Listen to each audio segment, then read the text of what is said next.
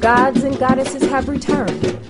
They have been resurrected and pulled from the Neb-Ankh sarcophagus by the hand of Atum Re, our own authority of this day and time. Now take a seat. Sit back and listen to one of the master's students, Sakin, Ami, Ibn, Maduti, one raised by the Master of Masters, as he teaches the liberation information of this day and time. Wu-nuwaupu. It is truly our time.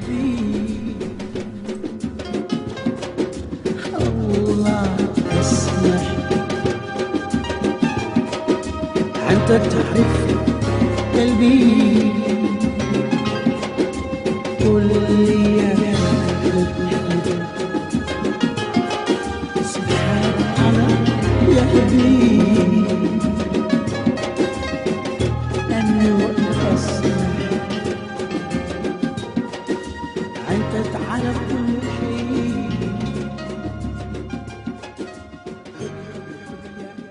www.wu-nuwaupu.com. If you want to get rid of that, take this, but I just can't put it on the bottom. I do it like that. So now they're putting this stuff on the shelves. So now what we got to think, we got to realize if they flood the market with it, then we got to make sure we get the right thing. Because now, ain't no telling what they're doing. Because he takes everything what the brother had on his shoulder that was coming straight from the ground. They'll take that same concept, go build it in the lab, grow it in the lab, put all kind of crap in it so it can grow quick, mass produce it, and it ain't the same thing that the brother had on his shoulder. So we gotta be careful with all this stuff that's sitting on the shelf. They're putting all this stuff in there, but what people don't realize is one of the things that my wife puts in, uses for the herbs that we use with sound right healing is vegetarian capsules, because the capsules, the very capsules that these herbs have in them, that's in the herb, that they put the herb in, they use pork and all kinds of, so if you don't eat pork, but you take them, or they use animal fat, you may be a vegetarian, and you think that you're taking a herb, but that it's got animal fat in it.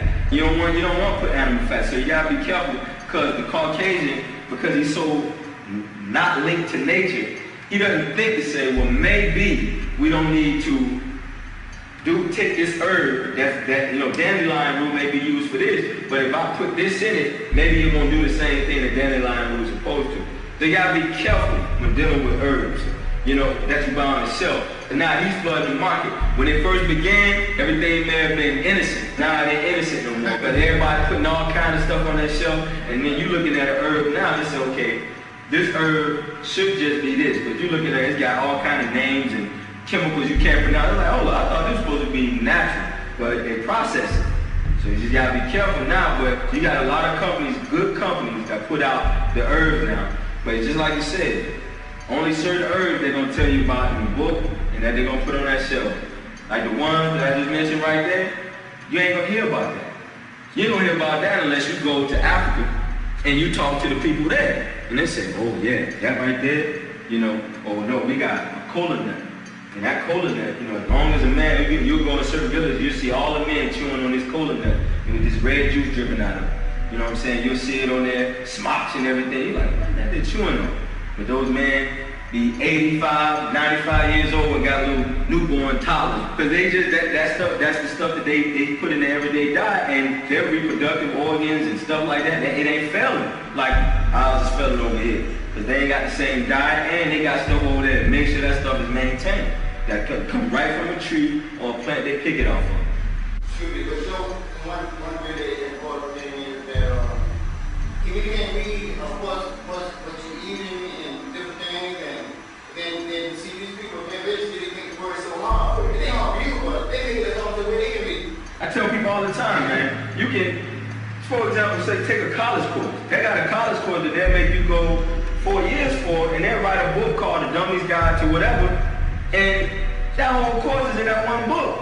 And it's in language you can understand, but you can go buy another book that's about this thick, and you open it up and you're like, I don't know what this book is talking about. The same information, because his language, he does that intentionally. He puts it in a language where he makes sure that you are disinterested in what he's saying. When you can say the same thing in what they call layman's terms, where everyone can understand it. You know what I'm saying? And that's what he does that intentionally.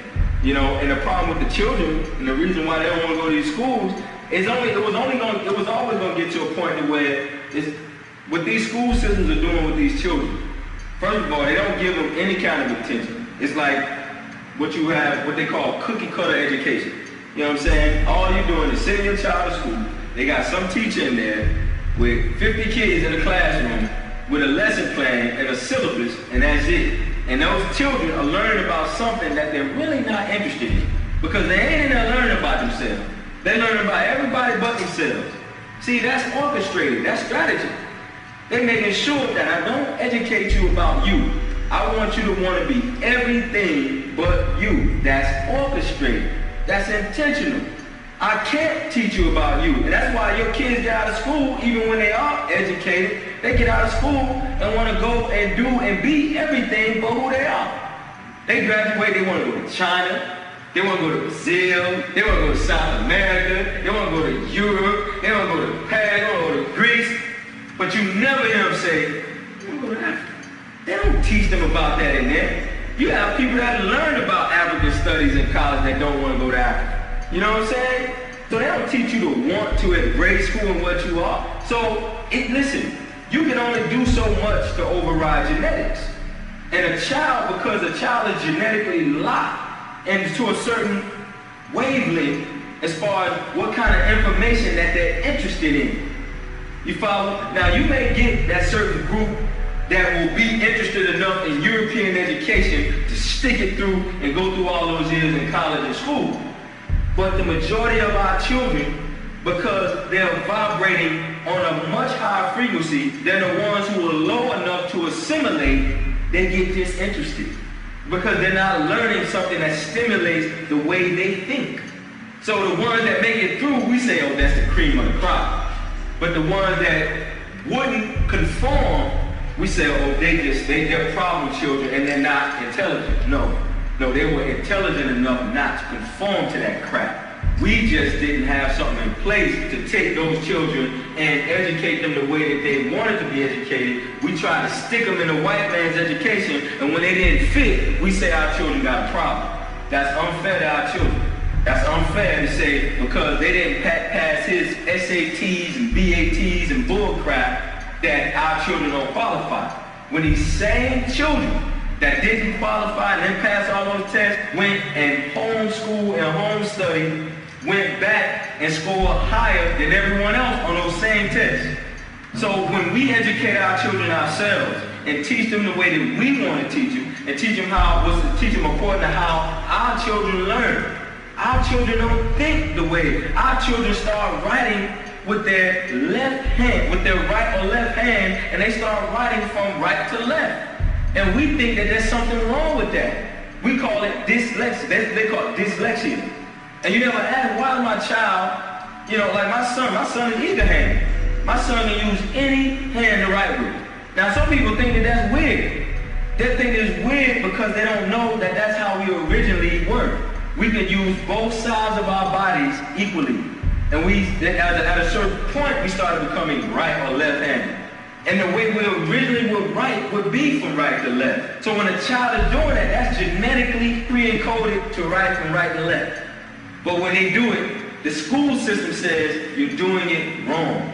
You gotta learn to write from right to left. From left to right. You don't need to find out that some books the white people that sound all good. But you visit some real old books that you read, you can find out. And I'm gonna tell you something, a lot of people, what you just said, a lot of people don't know. If you want to go find out, really, if you want to get the truth, because he was putting it out. If you want to find out really about him and about who you are, go study books that go back before 1950. Go back 1940, 1930, 1920, 1800. That time we were putting out all kinds of putting in books. He stopped at a certain period because niggas started, when we want to read, he was putting it all in the book. When we started reading, he stopped putting it in there. A lot of people don't know that. You go get those books dated back prior to 1940, 1930, 1920, and I'm telling you, he was putting, but once we started learning how to read his language, he stopped putting it in there.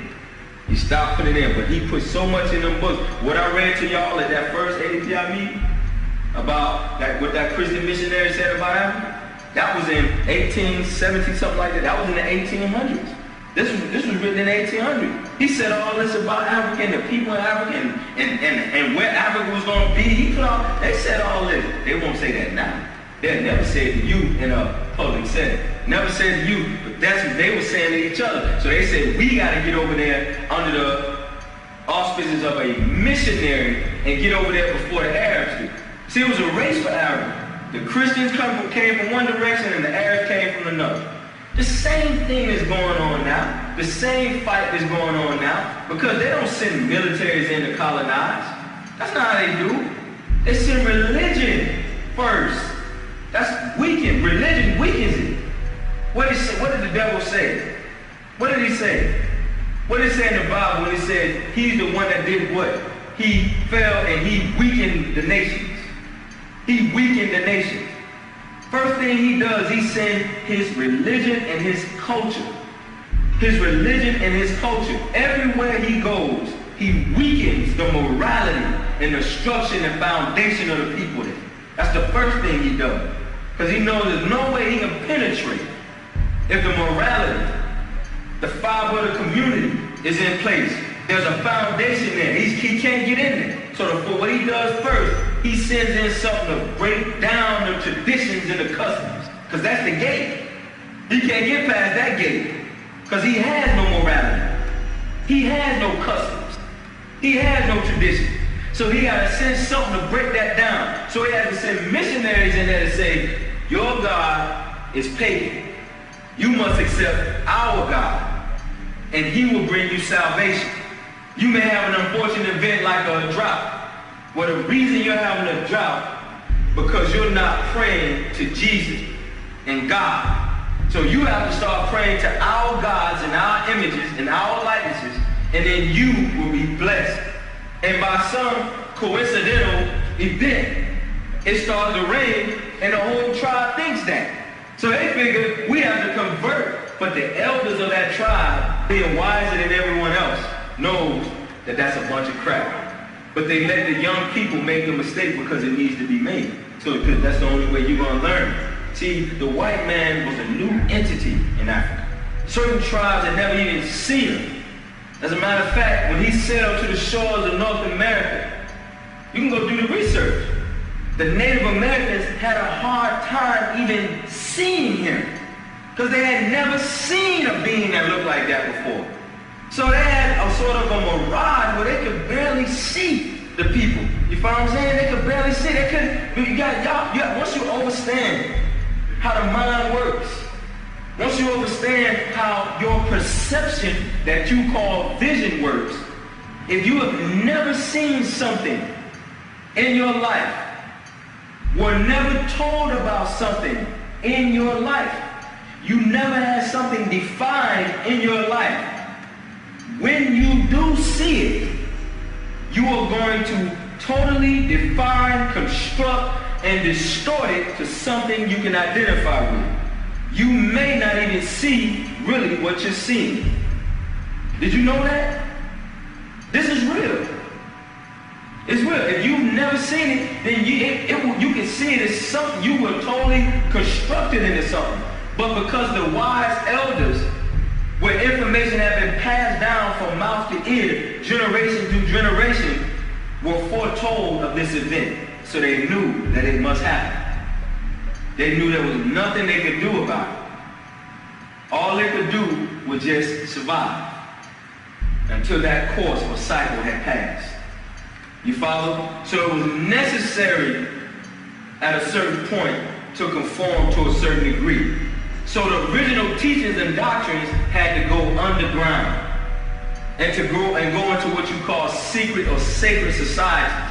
So you would go into a tribe or a village, and the common people in the tribe will be speaking one language, and the elders of that tribe will be speaking another language that even the common people in that tribe didn't understand. And in that language, they would discuss those things that were passed down from mouth to ear, that was not a part of the everyday doctrine or information that everyone would know. And that's how they kept the secret secret.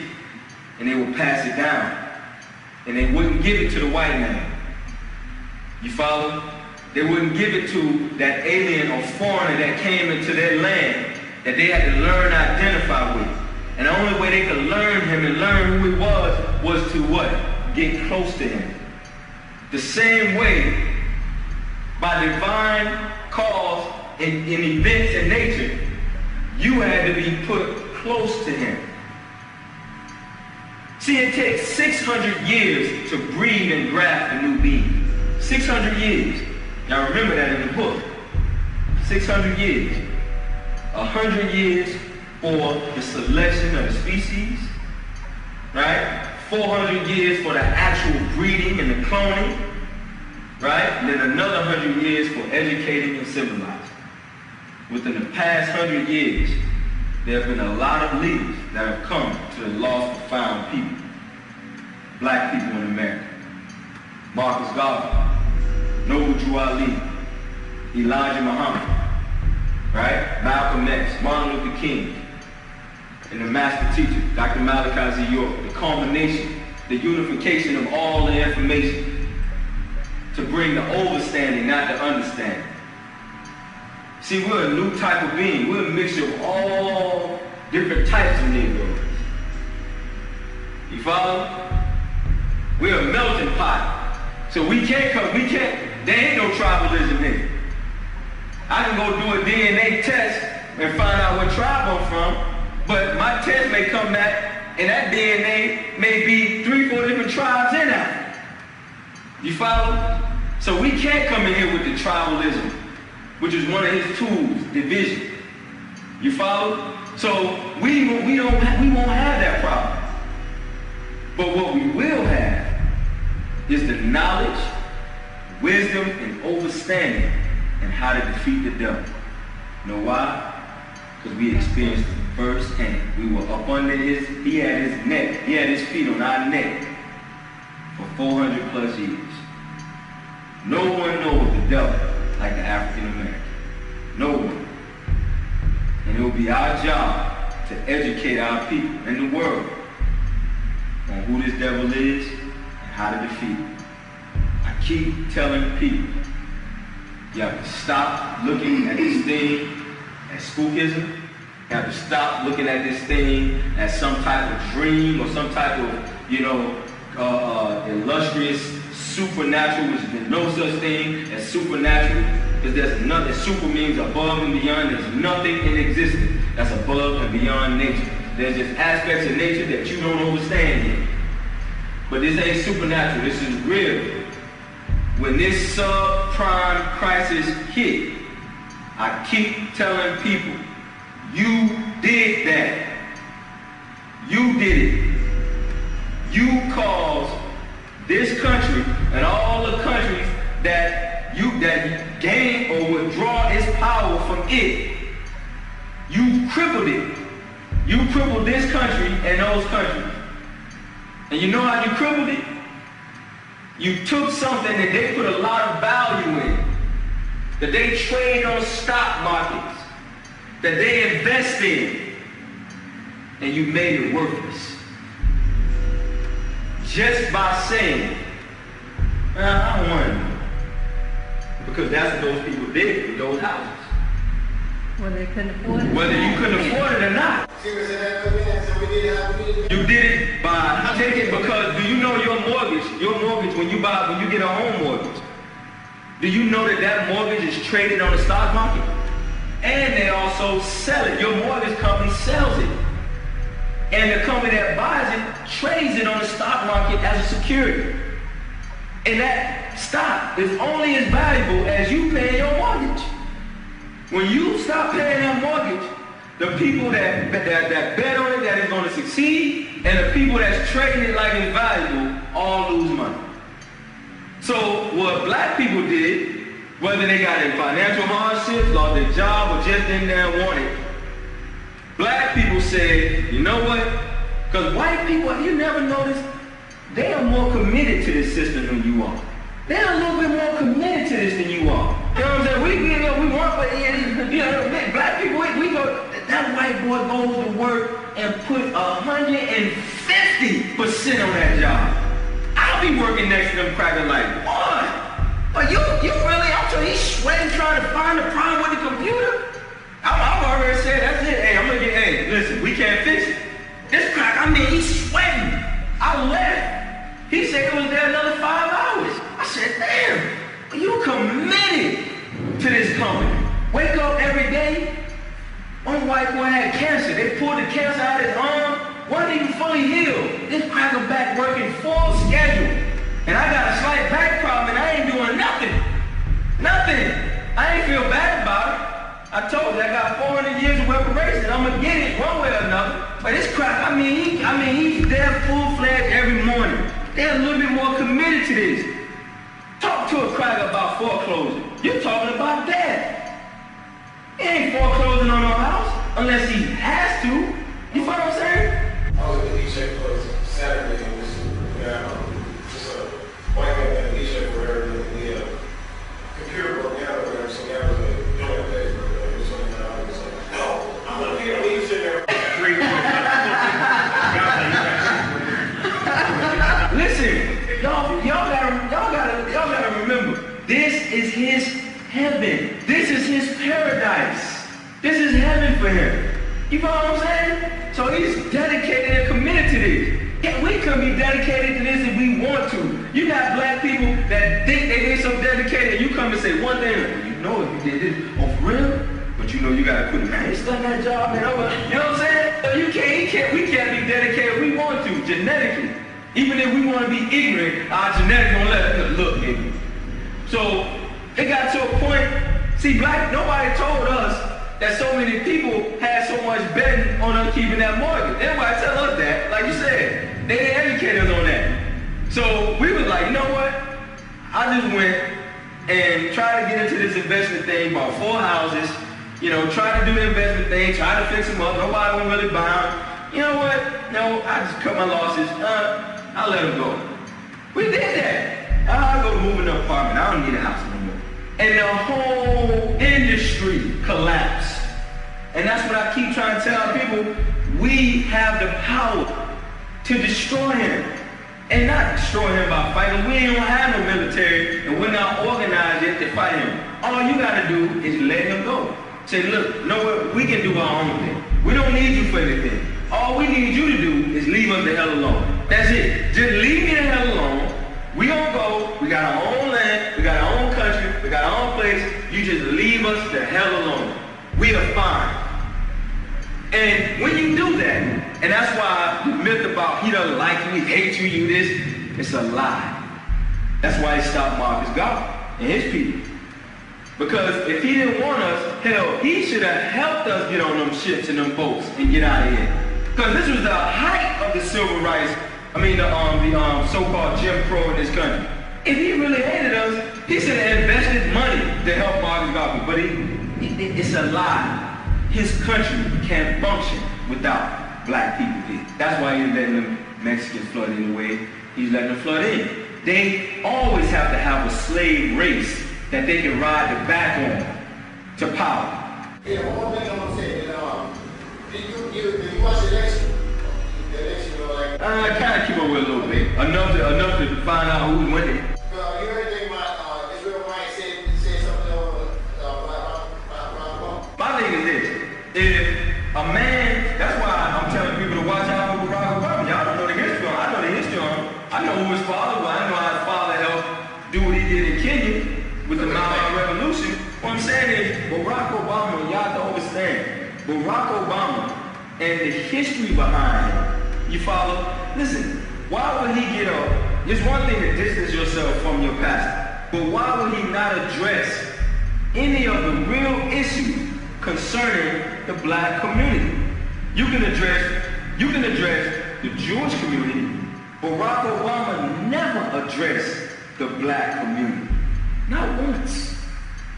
Never. But he did address, on numerous occasions, the Jewish community.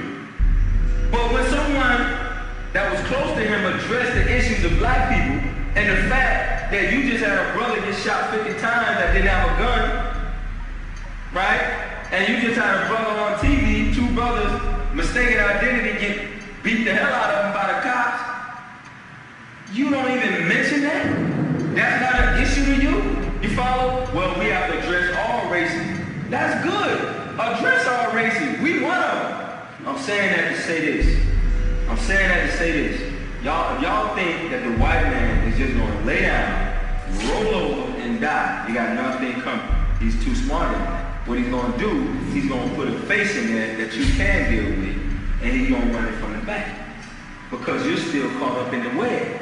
You're still caught up in the game. You're still being played in the game instead of stepping outside the game and become a player and realize it ain't nothing but a game.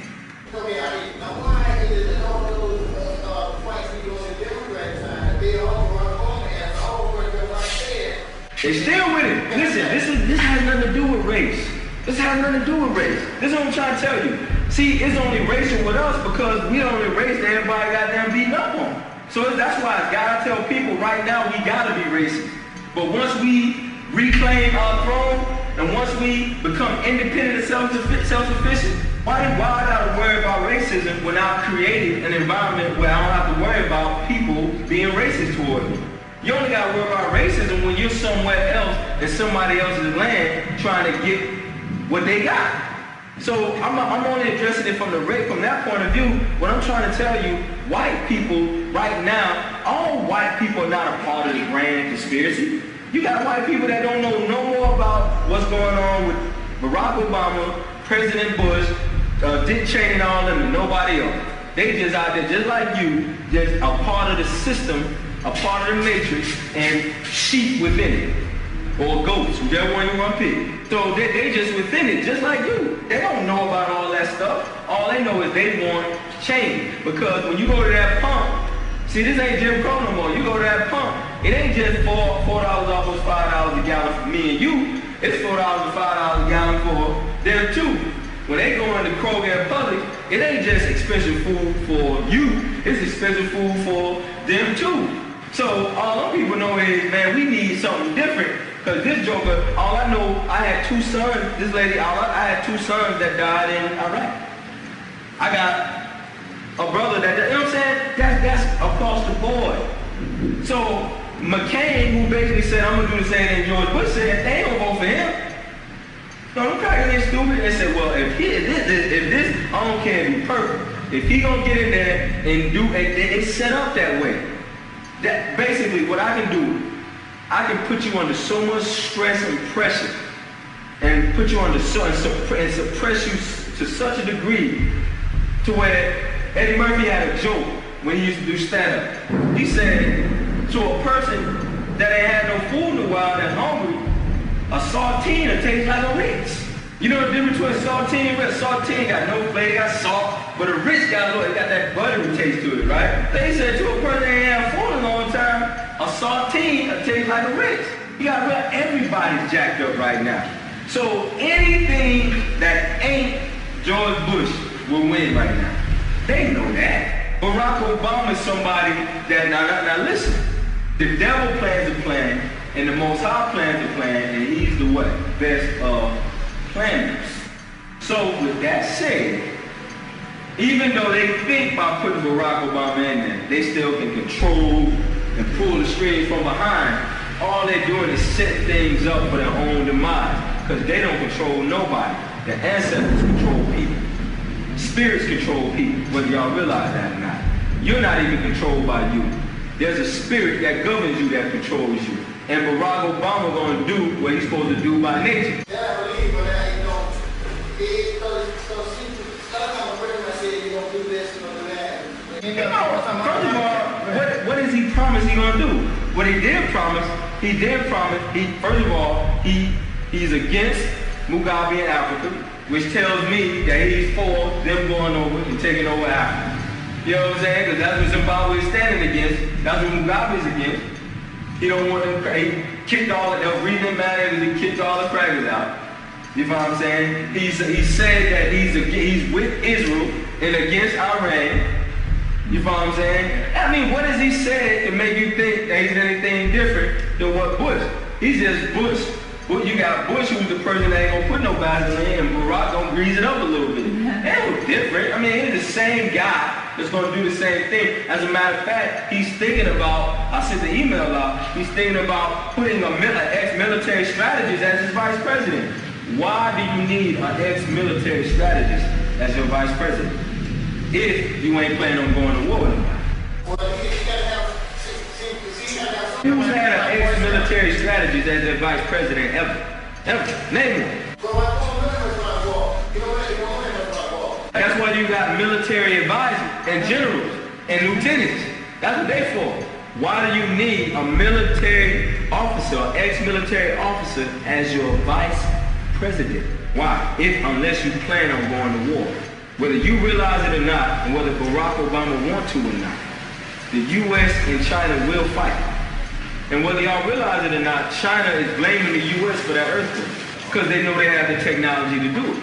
See, there's a war going on right now y'all don't even know nothing about.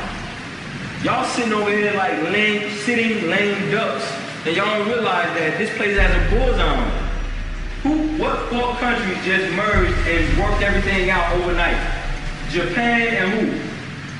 Who Japan always had problems with, right below it? You had China worked it out with one group, and Japan worked it out with another. There you go. Now, who worked it out with Korea? North Korea. Who? Y'all gotta keep up with the news. You got China, who Taiwan was trying to break away from overnight. They friends now. Japan and North Korea, overnight, they're friends now. Do y'all know what's happening? When I say stuff in class, y'all think I'm just talking. Listen, the whole world is finally saying, you know what? We all get along. We all have a working relationship. We all live and let live. We all trade, make money, and leave each other alone. There's only one tribe on this planet that can't do that. There ain't but one tribe on the planet causing all this trouble. When I say tribe, I'm talking about the European. He's the only one that everybody's looking at. You know what? Let's just get rid of him. We get rid of him, we'll be fine. And China, the last straw for them was they got this big campaign, and you gave me the magazine with the article in it, this big campaign on how China's taking over Africa. And China keeps saying, listen, these people, and the Hindus are saying, the Indians are saying the same thing. These people have a right to take advantage of their resources. They have a right to take advantage of the fact that the world now needs their resources. What the hell y'all talking? How y'all discussing? How is Europe coming to a table without an African there discussing what's good or bad for Africa? What we're concerned about. We're concerned about how you're going to treat them, about exploiting them. You have the nerve to sit down and come out of your mane as a dog, because you ain't nothing but a dog. Come out of your mouth and say you are concerned about whether China will exploit Africa. The European, the master exploiter on the planet, to come out at a table that I'm not sitting at, by the way, and speak on my behalf like I'm a child and you need to speak for me. You follow? So that's the last straw for China, and it's really the last straw for Africa. Because Africa is sitting and they're amused that Europe and America all of a sudden is so concerned about whether we get exploited or not. When that's all you've been ever doing to us.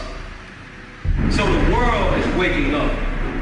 The world is waking up to the reality that the only tribe on the planet causing all the trouble is them. And if we come together and knock them off, I think everything will be alright. www.nuwaupu.com. They gotta have you thinking, look, anybody that speaks against the good old US of A is a demon, a devil. You know, this is the best place on the planet. They spend billions pumping that into your brain. Ask how many times, everyone in it, just think back. How many times have you seen a commercial that said, come live here. It's great. It has this, it has all these amenities. Come live in this country. Never. You'll hear come visit Jamaica. Come visit the Caribbean. Come visit the Bahamas. You never hear come live here. Because everywhere else on the planet only supposed to be a place that you want to vacate to.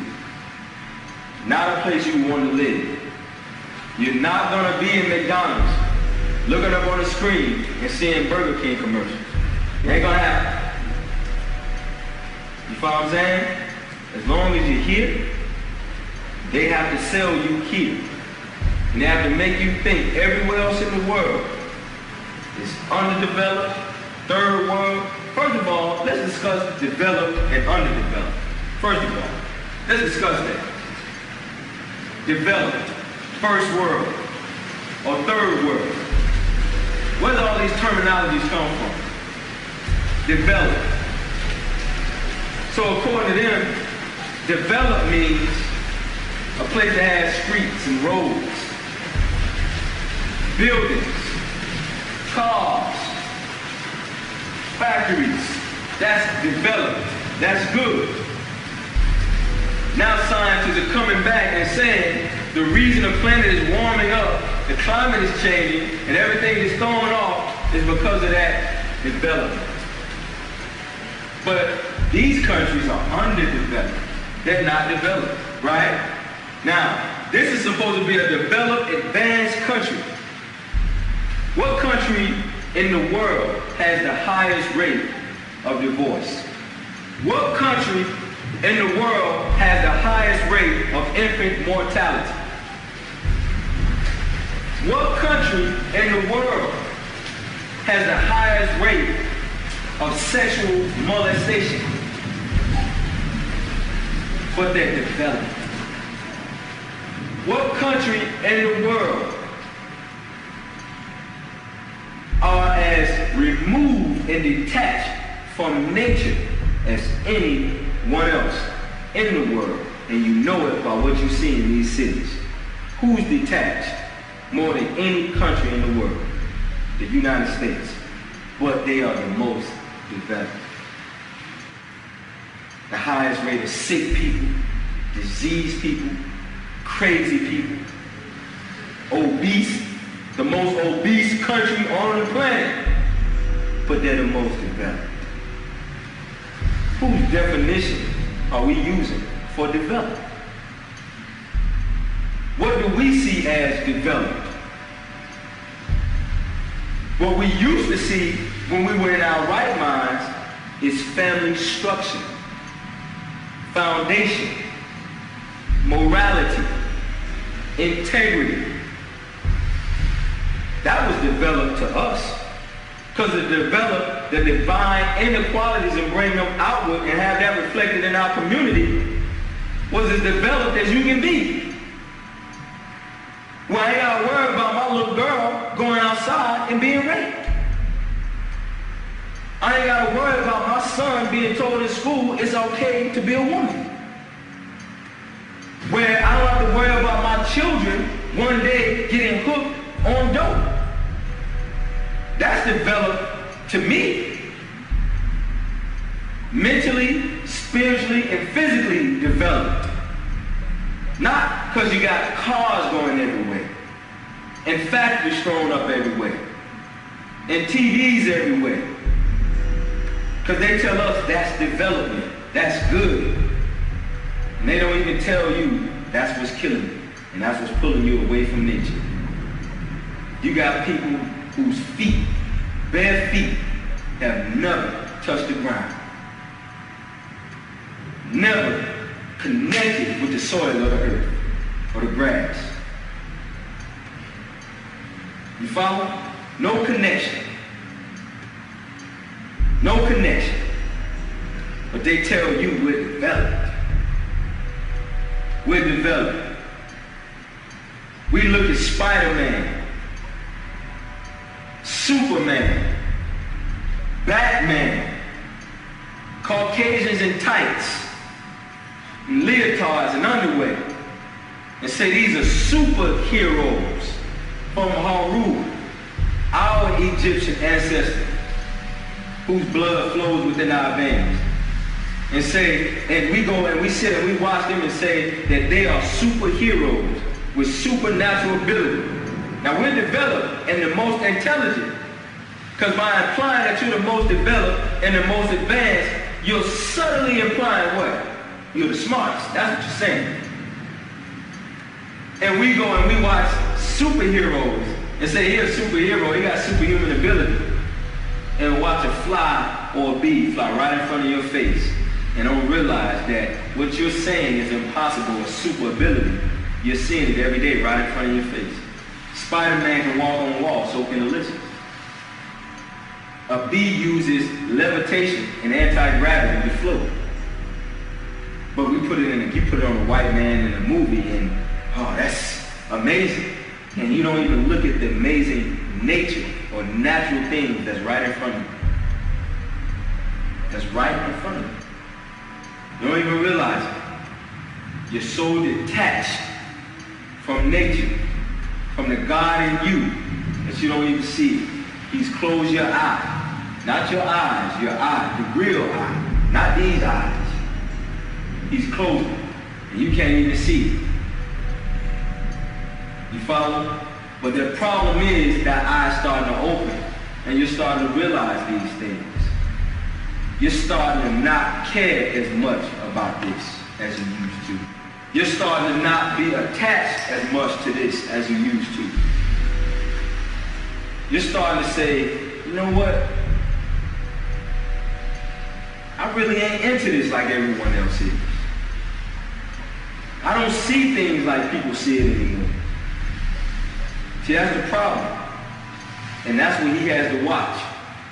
He has to watch those that are waking up. Because those are the dangerous ones. The ones that went outside the cave and realized that there's something else outside the cave. Those are the ones he got to watch.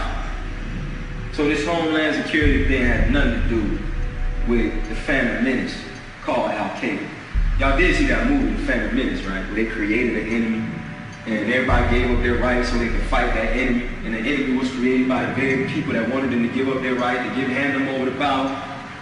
So the Phantom Menace has already been created. This has nothing to do with Al-Qaeda and all this other crap names they make up. What Al-Qaeda got to do with MySpace? What Al-Qaeda got to do with YouTube? What? Nothing. Y'all did know that MySpace and YouTube has been listed as terrorist tools. The Rand Corporation and the Department of Defense have listed them as. They said terrorists for using YouTube and MySpace. And they went as far as saying not only are they using it, but YouTube and MySpace are being utilized by the very people. Guess who are the terrorists that they're saying on YouTube and MySpace? People who are saying that 911 is an inside job. They are considered terrorists. Now, I got the C-SPAN clip so you can see it for yourself. They are listed now as terrorists. You follow? So that's what I'm saying. What I'm saying is this stuff, this has nothing to do with the Phantom Menace called Al-Qaeda and all these other people. This got to do with people that are waking up. They're the new enemy now. Like you said, the people that can read, they're the new enemy. So they're the problem. So that's what they have to stop now. That's what this whole thing is against. So they're saying you must become more vigilant in this war against terror. You must become more vigilant. You must, if you see your neighbor acting suspicious, call the FBI. And I see suspicious neighbors all the time. Don't y'all? All my neighbors suspicious. They call it. So that's what they're doing. It's called divide and conquer. Have everybody suspicious of each other. Well, ain't no unity. But it's not working because people see it. So he has a problem. He ain't worried about no wars out there. He's too busy worried about the people in the country, his own people. And when I say his own people, I ain't talking about the common person. I'm talking about intergovernment people that are fighting each other. The CIA, the FBI fighting each other. All of them are fighting each other. So he got to worry about that. He ain't got time to be worried about nobody else. It's internal fighting going on. You follow? Civil wars are getting ready to pop off again. Because they realize, look, the joke is on us. They got us too. They ain't just get y'all. Y'all think that this has to do with all of that, that don't get caught up in no race war crap. 'Cause that's all crap. People use that to take advantage of you and what you don't know. Ain't no race war. You follow? If you got in a race war, the first people you probably have to kill are niggas. And if anybody don't like that word, then I'm sorry. Because that's the reality of the situation. Don't let nobody trick you into misusing your energy and your vigor for liberation in that direction. Don't let no one use you to do that. This has nothing to do with no race war crap. All that stuff is orchestrated. That's why they put that stuff on the news like that. That's why they put blasted all over the news when they was beating those brothers down. And put blasted all over the news for when that brother got shot 50 times. They were looking for a reaction. They wanted a reaction. They wanted a riot to start. When that thing happened to Rodney King, they didn't go. This is what it's hilarious to me. They didn't go beat down and tear up and blow up Beverly Hills. You know what I'm saying? They ain't go do that to white people's community. They tore their own community. Detroit, they did the same thing. Cincinnati, they did the same thing. I laughed. When I saw it, I was laughing. I'm like, hey, wrong place. Go over there. Go. I would have been out there with flags. Go this way. Man, what y'all doing? All of that anger is being channeled at yourself. You ain't killing the right people. You ain't hurting the right people. You killing each other. That's who you beating up and killing. You know what I'm saying? All these hip hoppers, they so bad. I asked my cousin, I said, how many CDs, how many rap CDs you got in that box you got in your room? I said, how many of those CDs? How many of those CDs is there a brother on there saying, let's go kill a white man? How many? And he sit there, he looking crazy. I said, how many? I said, now how many on there are saying, I'm gonna go kill a nigga? I'm gonna kill this nigga. I'm gonna do this to that. You know what I'm saying? How many? All of them. Y'all see the game? It's a game. It's all a game. And you gotta step outside the game and don't get caught up. Because this is the time you're gonna get caught up. Because right now he's evoking more emotion out of you than ever. And when you're emotional, you can't reason and rationalize things. So he wants to get you emotionally caught up in this stuff. You have to learn to step back and observe. Just watch it. And you'll see the game is really being played. People are being played. That's exactly what they're doing. They're using people to play this game. And as soon as you step outside the game, you see it more clearly. And you learn not to get involved in it. Because a whole bunch of crap. They want you to commit suicide. And that's just what you're doing, talking about, I'm going to go fight this government and fight this, and you ain't got one weapon. They got weapons, they ain't going to shoot you no more. They going to cut this little machine on, you're going to fall to the ground, throwing up and spitting up, and you ain't going to be able to do nothing. Your gun's going to fall out your hand. That's how they fight. They fight how they just did China. Hard. Cause an earthquake. And then hit Japan, just hit Japan too, whether y'all know it or not. You know what I'm saying? And what they're not telling y'all is China's blaming the U.S. for that. But they ain't put that in the news. Because they can't put it in the news. They put it in the news, what's going to happen? Well, what do you mean you blaming the U.S.? Where we get that technology from? They've been at it. Nikola Tesla gave the little machine, you can put it in your pocket and flick a switch and cause a 7.0 magnitude earthquake. And that's why they killed him.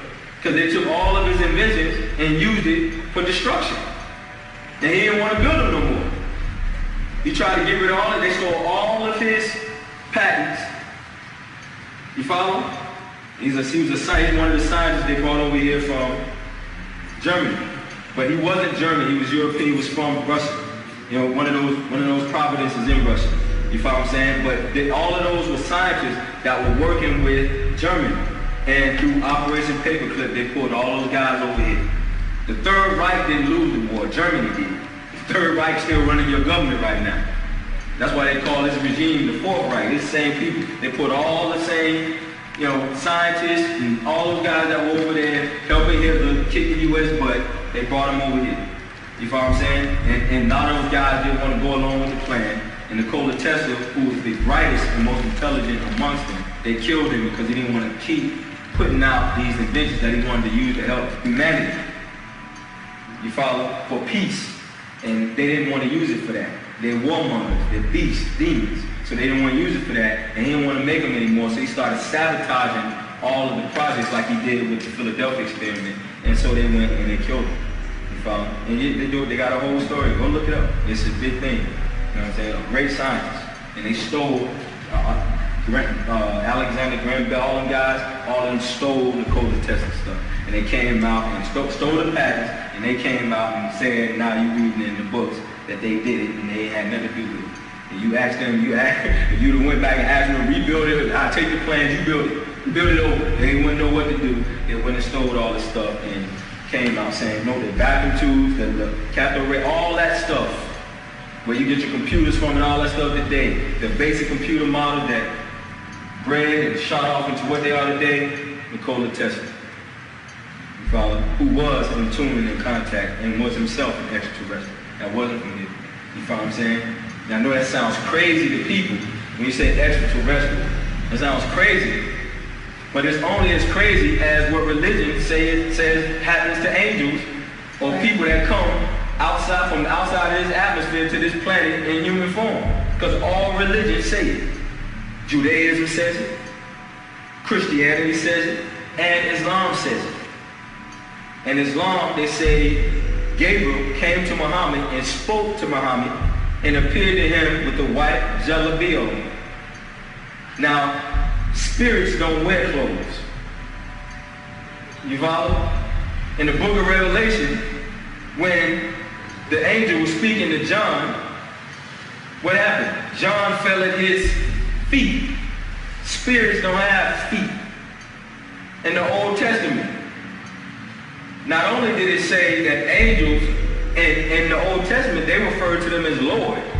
The same name that they called God. They called the three men that appeared before. They said it was three angels, then they said it was three men, and then and Abraham called one of them Lord. And he said, listen, let me wash your feet, and do you want anything to eat? You don't say that, a spirit is coming to you. You don't ask the spirit, does he want to eat? And does he need to wash his feet? Because his feet are dirty from walking and traveling. So all of this, if you don't look into these religions and understand what was being put in there for you to see, you just never saw it. You follow what I'm saying? So this stuff is happening, and these incarnations are taking place. All of this technology, this speed or jump in technology that you're seeing is not by happenstance. It's purposely happening. You follow? People like Bill Gates, all of them are being tapped into. All of them. To help speed you up so that you can interface. Because you're getting ready to interface with beings that are far ahead of you. And the only way that you're going to be able to interface at that level is you're sped up. So you have beings that will come in here, that were part of a galactical council of different types. We just so happen to be a part of the species whose ancestors sit high on that council, very high, and have spoken on our behalf. And that's why most of the time, if not all, when people talk about alien abductions, they don't look like you. How many times you see a black person say, I was abducted, and I had a probe put in my butt, I had a chip put in my arm? You don't. The reason being because you have a group of elders who won't allow that to happen, because you are off limits for a certain time period. You're only off limits long enough for them to retrieve their children. Then once that time period has been allotted, so if you go back to the book of Revelation, what does it say? Revelation chapter 12, no, Revelation is chapter 7, verse 2. What does it say? It says, hold up, do not unleash the full winds yet until we have retrieved the chosen or the elite, those who have been marked with the mark of the Father in their foreheads. Then once we've retrieved that group, then all hell can break loose. But until then, don't do anything. You follow? Don't let the dam break yet. Well, I'm here to tell you the dam is already leaking. The Midwest is underwater right now. I don't know if y'all have seen the news. Iowa is underwater. I ain't talking about flooding. No, I mean it's underwater. Go back and take a look at the pictures. And what's not underwater is destroyed by tornadoes. You had some Boy Scouts that was out Boy Scouting. And tornadoes just ripped all the little Boy Scouts apart. See, we rule and govern with emotions. We feel sympathy, and we start feeling sorry for people.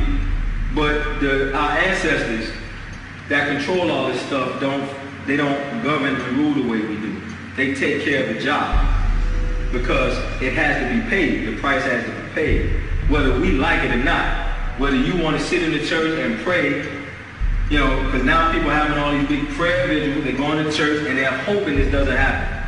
And our people have got a distorted view on how we're supposed to look at what's going on, how we're supposed to perceive the signs of the times. You say, what do I mean? Someone's telling you that you're supposed to look at all of this as something bad. Someone's telling you that you're supposed to look at this as something negative. Now, when I was younger, families used to come together, have dinner, family functions. People used to try to get to know each other, whether they were family or not. There was more cohesion in the community, especially the black community. But once everybody started getting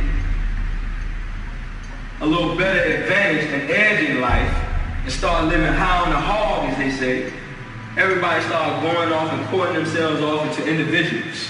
And so less of that was occurring. And one of the things the master teacher told me years ago, sitting right in front of me, said, you know what? What's about to happen is going to be good for our people. Because it's going to make them come together.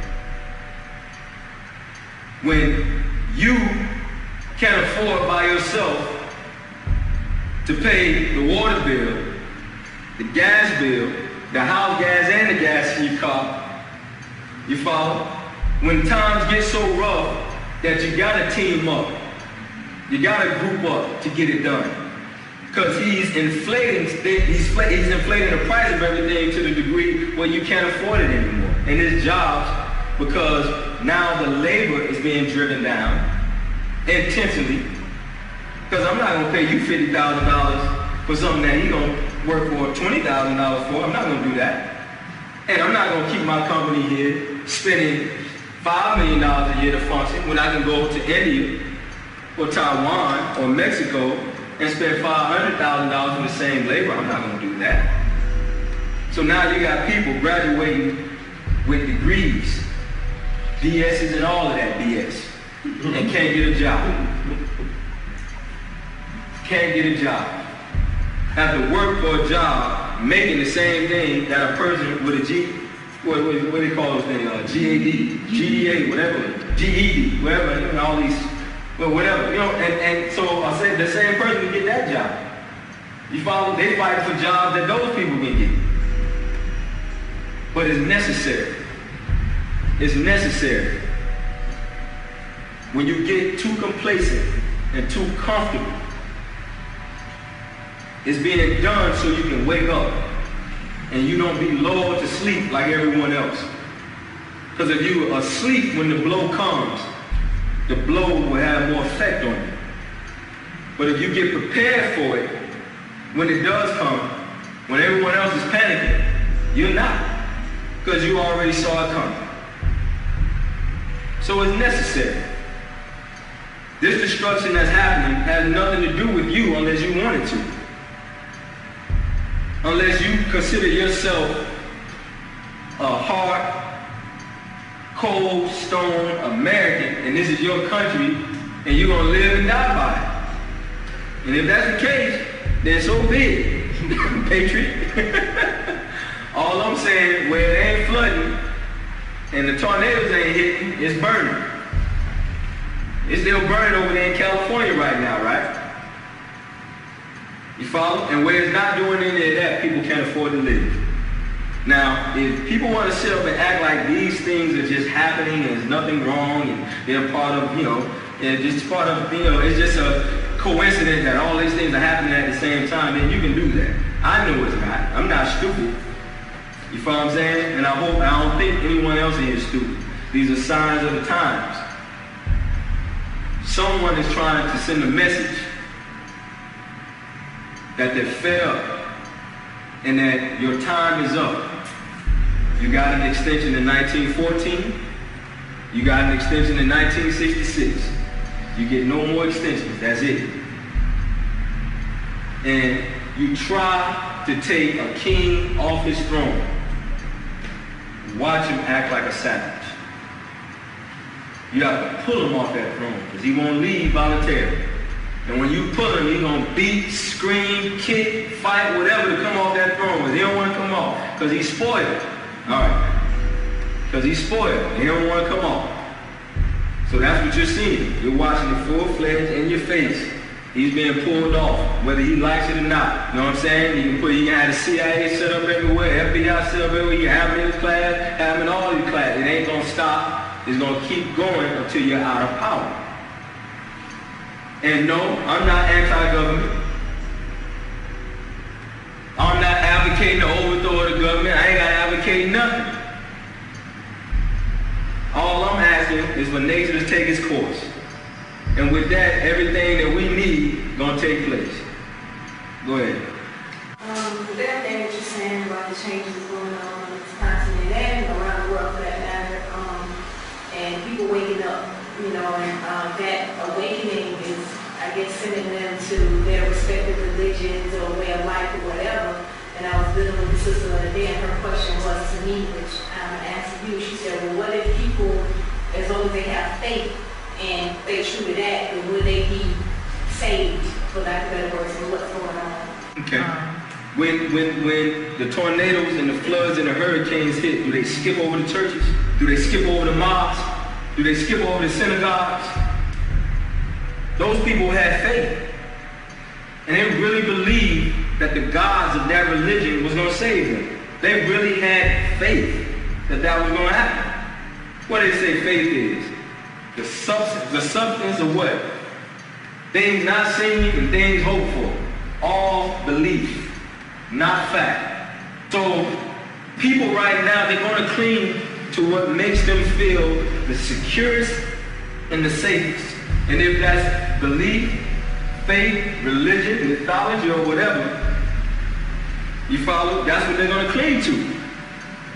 Because the preacher or the pastor is going to tell them that as long as they follow God and Jesus and worship with all your heart, you'll be fine. Right? But every week they still having funerals at the church.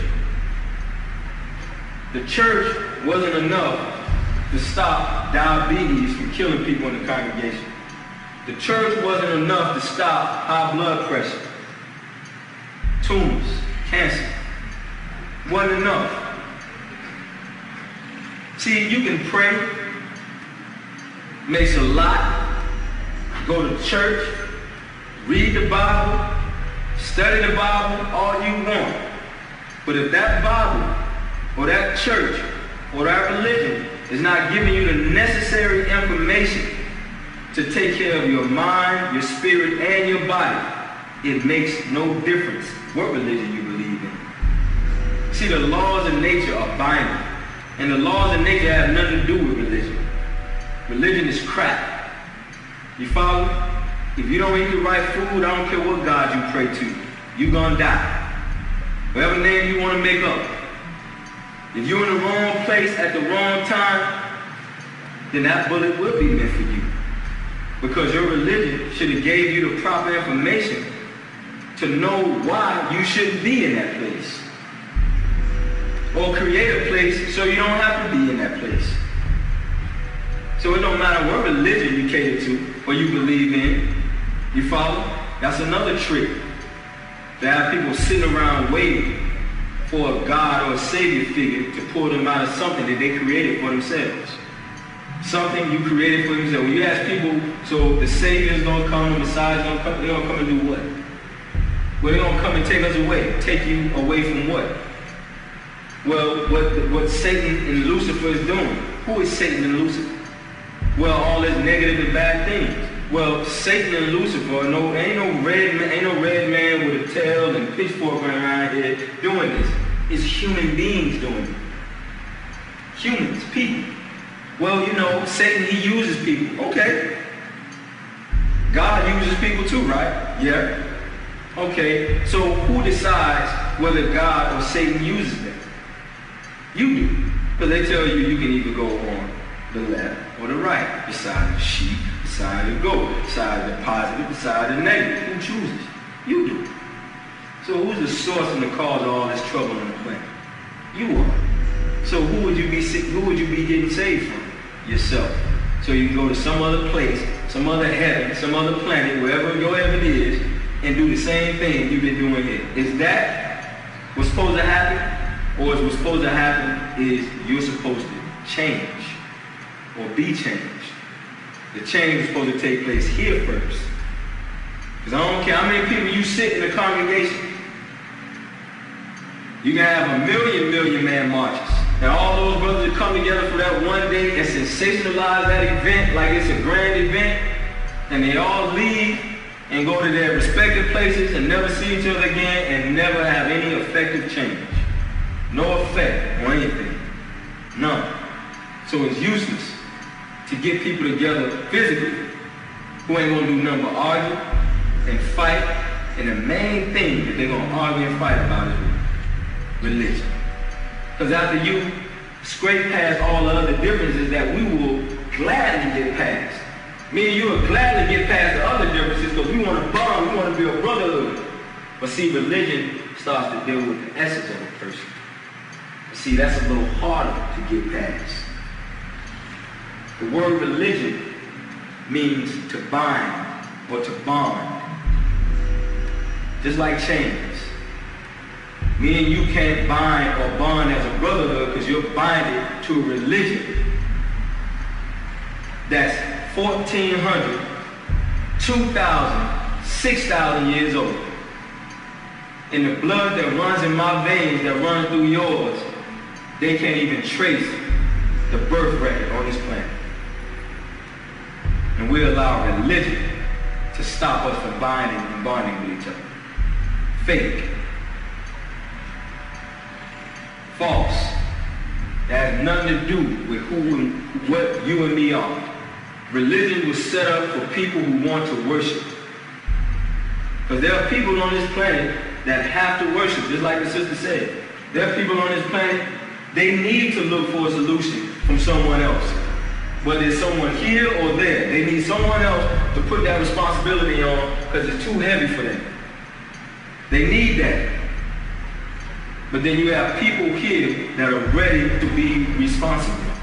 Responsible just means the ability to respond. When something comes, I can respond to it. There are people here that can take the weight, that don't need to worship. So religion, in some cases, are necessary. Because some people need that. You follow? But that wasn't our way of life. Even when you go back to our traditions and our customs, they call it ancestral worship. They call it ancestral worship. We didn't call it that. We called it communication. I talk to my ancestors the same way I talk to my mother that stands right in front of me physically. I still communicate with my aunts and my uncles and my great-grandmother. That's our way of life. Because we know they ain't going nowhere. We know that they still aid us from a realm that the physical eye can't see. We kept our chain and our link. They made us want to have, what? A leap of faith and hop over our ancestors and go to some white boy on the cross. They did that to us. You follow? It was our way to stay in communication. And where we didn't build statues anymore, we kept what? Pictures. Because see, they didn't have cameras back then. So they would do a statue. Or they would do a little figurine. In the Bible, they call it a tedafit. You follow? In ancient German way, we call them shawati. Where the energy or the soul and the spirit of our ancestors, a part of them they placed in that. So a part of them will always be with us. So if we needed to contact them, that was like a telephone that we could pick up and they came. You follow? So that was our way of life. It had nothing to do with worship. I can't worship my ancestors no more than I can worship my mother. Man, I do worship my mother if you want to use that, because that's my God. And if you say, what do you mean that's your God? Then God creates, right? God gives birth to things, right? Well, I came from my mother. That's my God. I worship her. Because I ain't get here from nobody else. I ain't get here through my father. I ain't get here through Jesus, Allah, Gabriel, or Michael. I got here through my mother. That's who gave birth to me. So if I'm going to worship anything on the planet, if there's anything that's worth worshiping, it's her. My idea of a disciple, my disciples or brothers, all these young boys are being taught to act just like me and go out and just teach. If he's introverted, I don't need him. I don't need quiet people sitting in the class absorbing knowledge. That's heavy. I want people that's going to take it in and go out and teach it. They're not going to teach it, we're wasting our time.